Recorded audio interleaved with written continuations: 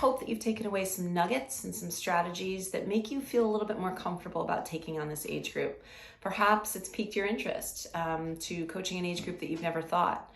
This age group can be a really, really fun age to teach. It's quite magical, and children are quite capable of learning the game of golf if we as coaches can shift our mindset a little bit and really take off the golf professional hat and perhaps put on a different one.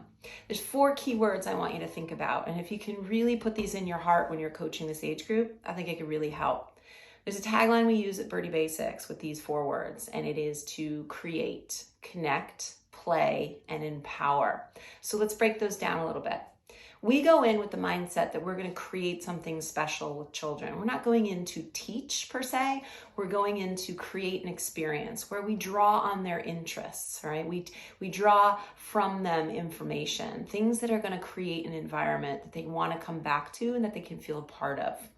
The second word is connect. Connection is huge. It's why we take the time to craft a really inviting circle time. A circle time where we listen to children, where we can communicate on their level, and we can really create a sense of belonging. When you can do that, you really can put children into what I would consider a receiving state, where you can then go on and coach them.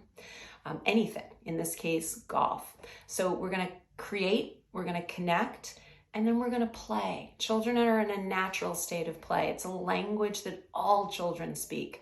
So at the very least, what story are you telling to create a game? What is the ball? What is the club? What is the golfer? And if you can weave a story and really keep it playful and imaginative, you're going to be able to draw in a lot more children. So the last word is to empower. If you can do those 3 things, I think it's just inherent in the process that you're going to empower children. But when you can empower them through positive language, children are just going to want to come back to whatever it is you're teaching them. So think about those 4 words as you go in, and if you can keep them in your heart, I think you can do a really good job with this age group. You know, one great way, if you're not really familiar with what makes children tick, if you don't have nieces or nephews or children of your own or younger brothers or sisters, you just haven't been around young children, I get it. Go into a local preschool and just ask one of the teachers, hey, could I spend an hour with you? And watch the routines that they create, including circle time. Watch the opportunities where they allow them and foster their sense of autonomy and imaginative play, and how play is such an efficient tool for learning. Look in your environment. Go into, watch a grocery store, watch a child in a line at a grocery store and see how they interact with the world. Pay attention to how they interact with one another. Pay attention to how they use play as a vehicle to explore their world.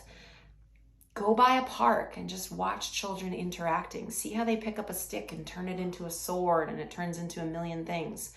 All right, but pay attention to those things and see what makes children tick. And I think you can do a really good job with this age group.